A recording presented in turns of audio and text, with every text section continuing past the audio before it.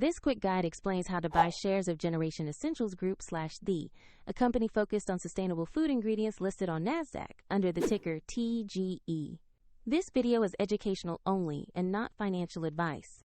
To trade, you need a brokerage account. I'll use eToro as an example to show the steps.